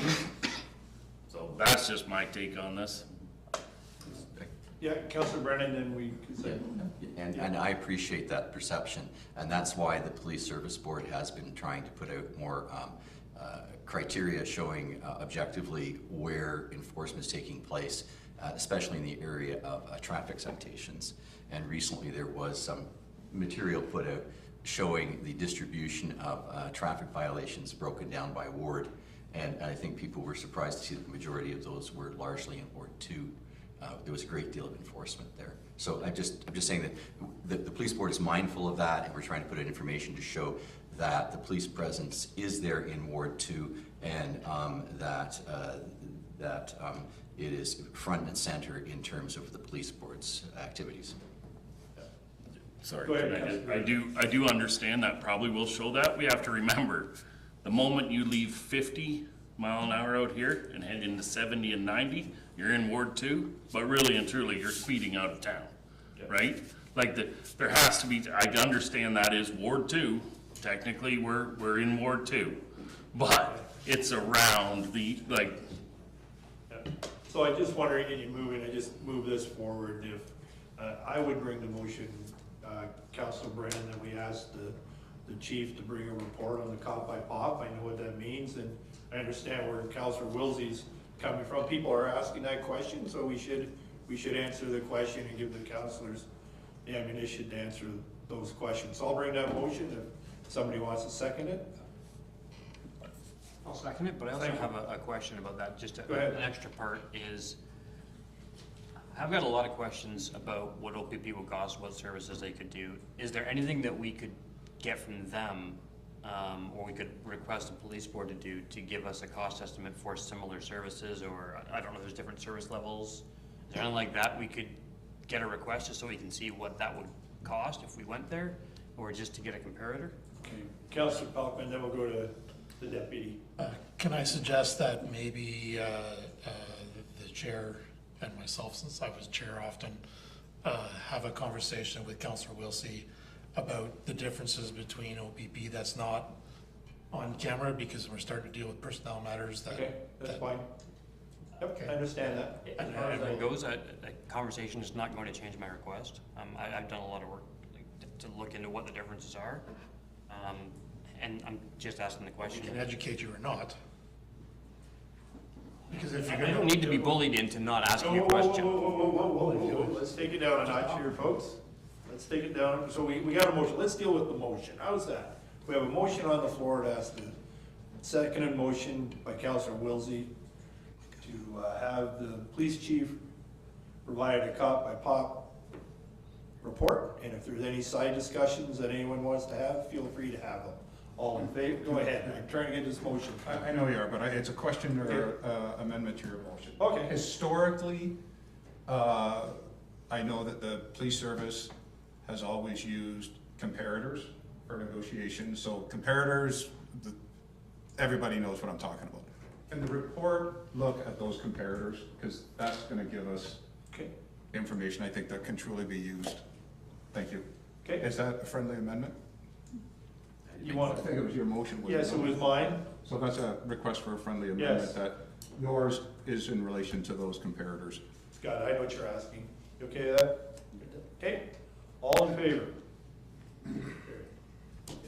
It is 5 o'clock, we hadn't been hoping to have, we've got a couple things we need to discuss. There was a close, and I believe Director Littlemore, you need to go maybe? Did you have a hard deadline, are you okay? I'm fine till about 5:45. Okay. Well, I will be well into my roast beef at the scout dinner by then, so. There won't be any left by 5:10. But we were to go into a closed session, I ask we defer to that, because it is a rather lengthy conversation we need to have. So the next one on the item will be scheduled meetings. It's February.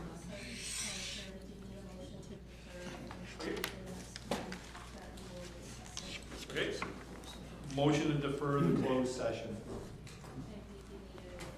The date, well, that's what I was working on. Until Monday, February 26th. I know you'll be away, Councilor Brennan, but we need to have the budget meetings. So I'll let everybody have a quick look at their calendars.